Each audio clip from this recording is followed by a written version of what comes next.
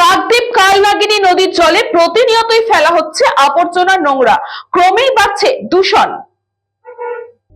কাকদ্বীপ শহরের ওপর দিয়ে বয়ে যাওয়া কালনাগিনী নদীর জলে ক্রমশই দূষণ ছড়াচ্ছে।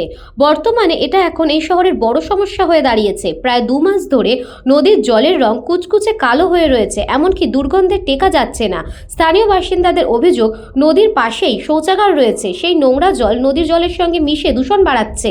এছাড়াও বহু ব্যবসায়ী প্রতিদিন নদীর জলের আবর্জনা ফেলছে, যে কারণে পরিস্থিতি আরো ভয়ঙ্কর হয়ে উঠেছে। ভাটার সময় দুর্গন্ধ আরো বেড়ে যায়, কারণ ওই সময় নদীতে জলের থেকে পচা আবর্জনা বেশি থাকে। জোয়ারের সময় দুর্গন্ধ কিছুটা কমে, তবে এই নদীর জলে কেবলমাত্র বাজারের নোংরা আবর্জনা ফেলা হয় না, মাংস দোকানগুলির ময়লা তথা মুরগি ও খাসির নাড়িভুড়ি, রক্ত প্রতিদিন নদীতে সরাসরি ফেলা হয়, যার ফলে প্রচুর পরিমাণে পচা দুর্গন্ধ ছড়াচ্ছে। প্রশাসনের তরফ থেকে এখনো কোনো কড়াকড়ি পদক্ষেপ লক্ষ্য করা যায়নি, যার ফলে স্থানীয় মানুষ অতিষ্ঠ হয়ে উঠেছে। তবে এই সমস্যা দ্রুত সমাধানের আশ্বাস দিয়েছে স্থানীয় প্রশাসন।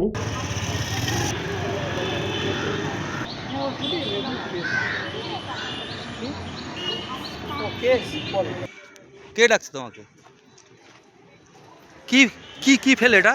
পালক পালক কি কিসের পালক? মুরগি। কেন এখানে ফেললে কেন? ডেলি ফেলা হয়, এটা ড্রেন? ডেলি ফেলা হয়, এখানে সবাই ফেলে, ডেলি ফেলে? সবাই ফেলে, আমি একা না, সবাই।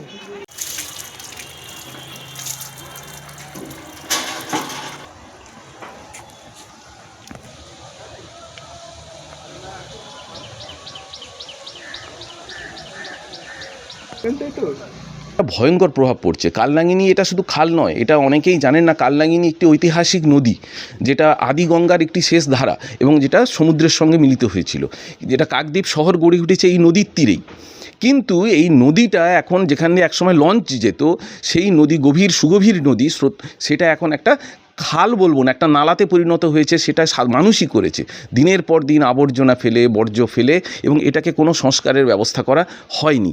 এখন যেটা দেখা যাচ্ছে যে এই নদীতে গত কয়েক বছর ধরেই দেখা যাচ্ছিল, এবছর সেটা প্রকটভাবে দেখা যাচ্ছে যে বিপুল পরিমাণে বর্জ্য, কাকদ্বীপ শহরের যে বর্জ্য, মল মূত্র, বিভিন্ন টয়লেট যেগুলো নদীর ধারে রয়েছে, সেই বর্জ্যগুলো গিয়ে মিশছে ওই, এখন আর খাল নদী বলবো না, খালও বলবো না, এই কালনাগিনী নালাতে গিয়ে মিশছে।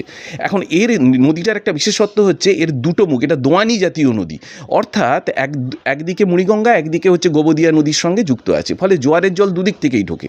এখন যেটা হচ্ছে মুড়িগঙ্গার দিকে, এদিকে এত চড়া তৈরি হয়েছে যে ওদিক থেকে জোয়ারের জল ঠিকমতো ঢুকতে পারে না, ফলে এই শহরের যে বর্জ্য জল সেটা এখানে আবদ্ধ হয়ে যাচ্ছে, এবং তার ফলে সেই দুর্গন্ধযুক্ত জল, পচা জলে এখানকার বাস্তুতন্ত্র তো ক্ষতি হচ্ছে, এলাকার মানুষ, দোকানদার সবাই অতিষ্ঠ হয়ে উঠেছে।